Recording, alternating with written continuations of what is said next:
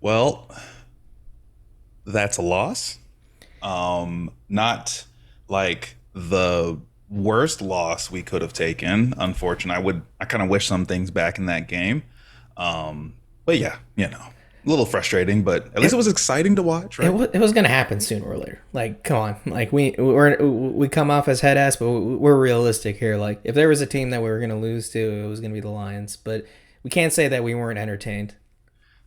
Yeah, exactly. I mean, hey, Jared Goff, 18 for 18, NFL record. You know, he got 18. Actually, Jared Goff, 18 for 18. Passing, got himself a reception touchdown from Amon-Ra St. Brown, which they're basically in total as a team 19 for 19 for this game, which Yeah, that's that's wild. terrible. That's terrible on our defense. Yeah, and I'll give it an asterisk. They had a couple of incompletions called back by offensive penalties, but 18 for Right. 18, 18 for 18 is quite an achievement. And plus, what did he have? Two touchdowns Yep, throwing, two touchdowns in and the air. then caught one from Amon Ra. No So I interceptions. mean, 292 yards. this might go like surprising. This might be surprising for some, but I didn't come away from this game thinking like, "Dang, we fucked that up." Like, "Dang, like Yeah. we really threw that one away." I kind of just sat there. I watched it from end to end. Like it wasn't like even if we were down by two touchdowns, we were down by two touchdowns for most of the game. hmm But it was still it was a very entertaining game to watch. It was a good game to watch, even if you weren't a Seahawks or Lions fan. Yeah, except for, some of those ref calls, if you will. We will get to that. I am extremely heated, and I'm saving up that energy.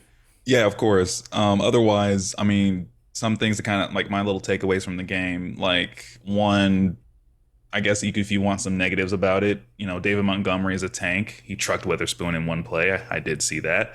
I mean, what can you do? Um, we didn't have our D line there. For everyone that out there saying we're frauds, like one, we didn't have our D line. I know because we played some teams that didn't have their QBs or some other player on the team. But at the end of the day, when you don't have a D line, sans Derek Hall, uh, and whoever else, Who I was mean, hey, balling out, by the way. We got to give him his he was credit. balling. He was balling. I mean, I my only learned thing is something new, which is if you horse collar somebody in the pocket, it's not a horse collar. apparently, I saw that he just had him He like just Derek went Hall like, manhandled Jared Goff with one hand and yeah. said no down.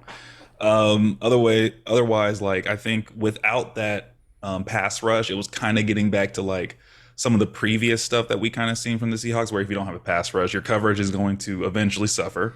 Your coverage can only cover for so long, no And matter that who that they are. plays right into the Lions' hands. Like we were talking Yeah. about it last week. Like Lions, like you got to run the ball, and between Jameer Gibbs and David Montgomery, they had 118 yards. Like that's running the ball, three Yeah, touchdowns too. And but from a positive spin, K9 is back and he was absurd in this game. Three touchdowns accounted for most of our including an points. excellent, I think it was a 28-yard touchdown. Where he just like kind of doubled back and then went the entire width of the field.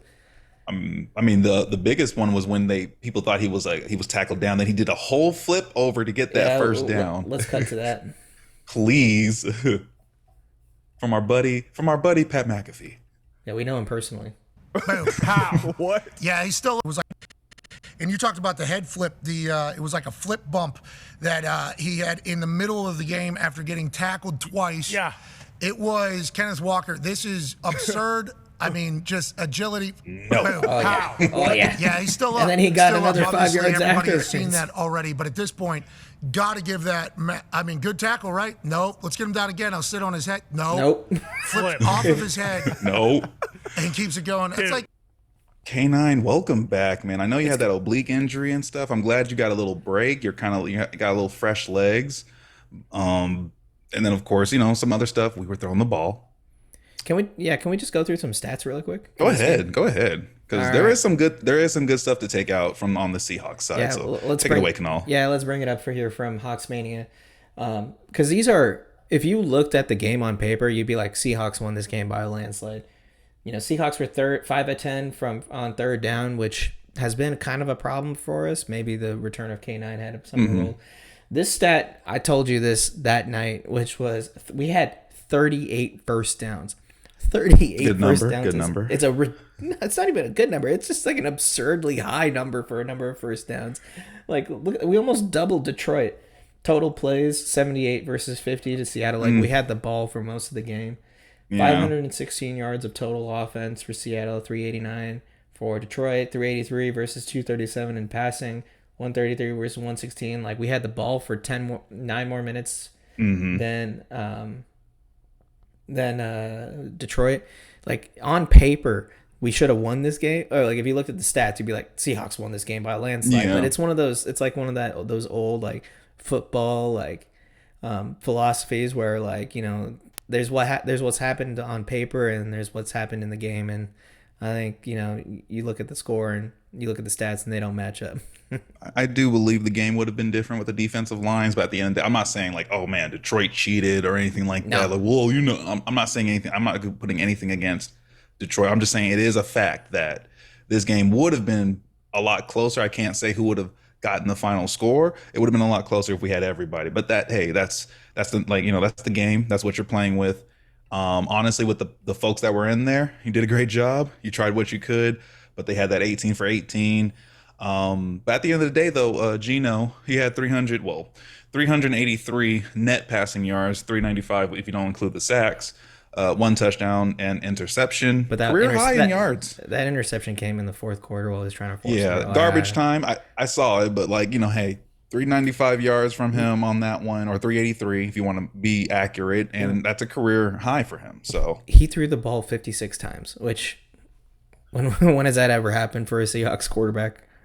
Man, it's been like, unless we're in like a shootout, which we had those shootouts before. Which is, I mean, this game had not many. This game had the potential to be, and I'll get to why like it looks as far as part in a second. But at least we got to acknowledge DK had another 100-yard game. I think that's 3 104s.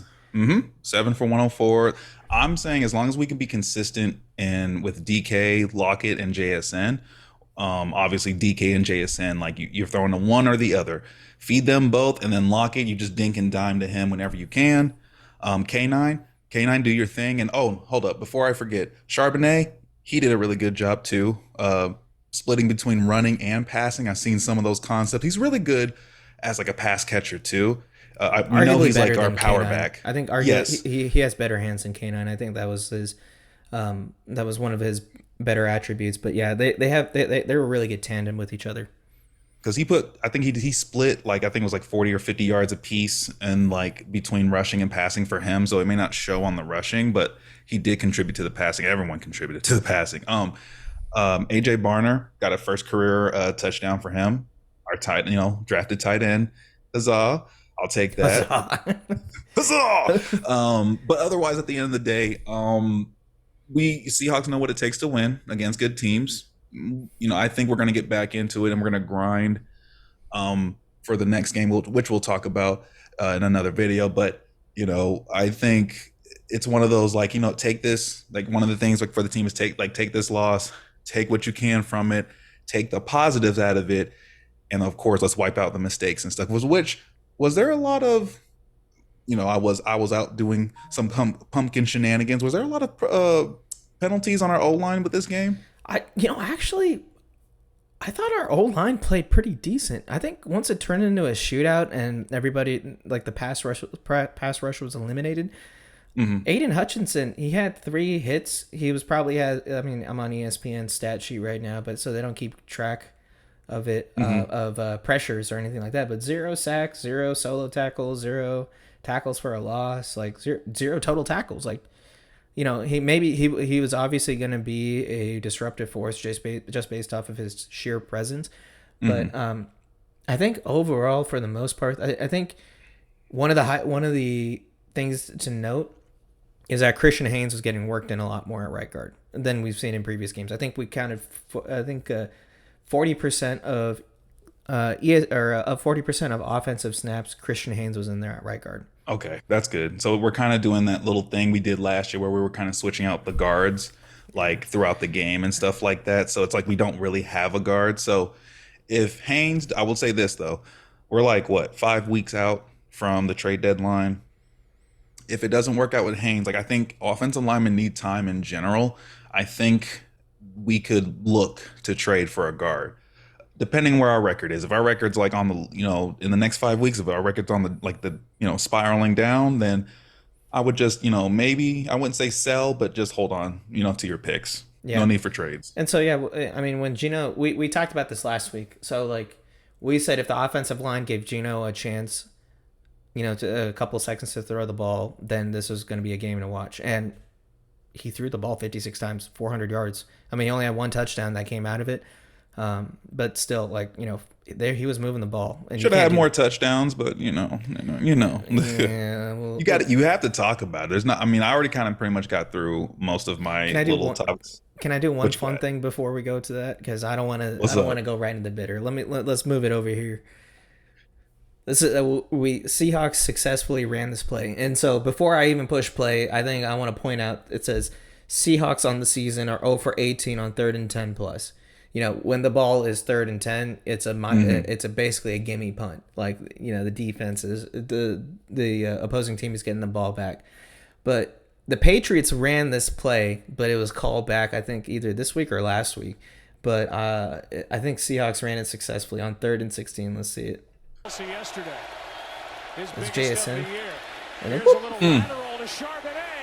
like I said, Charbonnet. Yeah. Because I love it. I love just taking like a page out of, I guess, you could say the Lions playbook, because I know they saw it in film. Yeah, here's another angle of it. Like he knew that's what they were doing. It was an option, but like. I'll take that. I like that type of play. I mean, that's something new that we could, like a new wrinkle we can add into our offense. I wouldn't do it on a weekly basis. It's just one of those, like, bring them out every so often, like rarely kind of thing. Yeah. Because it's either they work, or we're talking like, if let's just say you fumble that ball, it's just like a down and stuff like that. But yeah, man, I heard you have something to talk about that grinds your gears. I'm so fucking pissed. Like, it doesn't even do it justice. So you actually found this tweet, and he pretty much summarized everything that happened in that fourth quarter, and I mean, it doesn't even like do it justice watching it live. But so this was a game where defenses didn't come to play. We can say that, or I mean, I think that my preferred way of saying I'll at least say, when I was looking in like the first quarter and the second quarter, we were down by 2 scores. The Lions did have some holes they could run up against, but again, where's our D line, right? Yeah. But like, this was an offensive play calling masterclass from both Ryan Grubbs and Ben Johnson. Like, that's what we were watching. And so when it comes into that kind of a situation, it's very, who's going to score last? That's usually what it comes down to. And what happened, like, I'm not worried about what leads up to it. It's one of those alternate timeline theories, but the refereeing in the fourth quarter was some of the worst I've seen in a long time. Let's just run through it.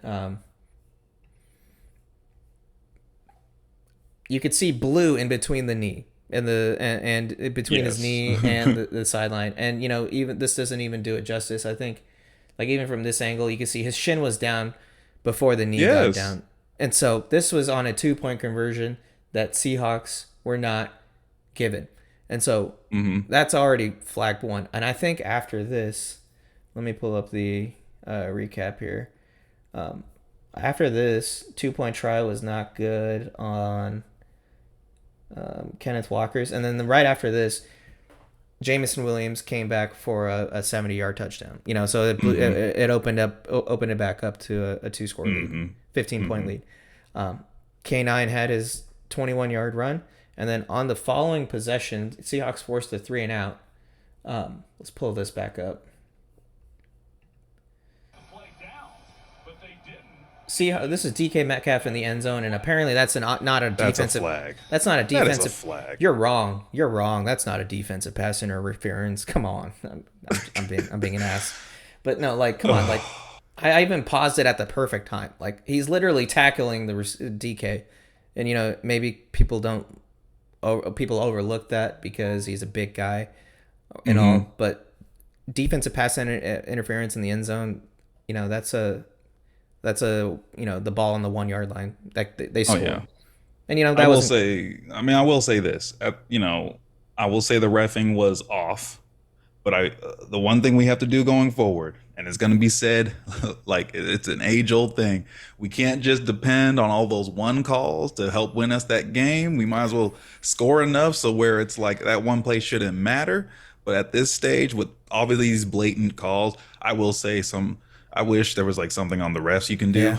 for I mean, these like, type of calls. like, But what do you do in this kind of a game, right? Like we the said, only thing you it's do an- is keep playing. you I just- bet you they were. I bet you our Seahawks were frustrated. All them players were frustrated on the sideline because Oh yeah. we've all been there. I mean, like, then there's this play here where this was called as offensive pass interference for whatever Ow. reason. He wasn't even involved in the play Ow, whatsoever. that's just jamming. Yeah. You even That's see just jam. That's Joe- a typical like wide receiver DB jamming. Joe Buck They were and Troy supposed to. Aikman have never been on the side of the Seahawks, and even they were like, so he's just doing what wide receivers do. Like, what's going And on the here? DBs are doing what DB like in this case. There shouldn't even be a flag on any side. Yeah, and I mean, I think you found this guy, but this is I like this clip. These refs, I swear to God, I'm gonna lose my mind. If you're gonna call the fucking game close, call it fair. Son of a bitch! I'm not even a Seattle fan. This is bullshit.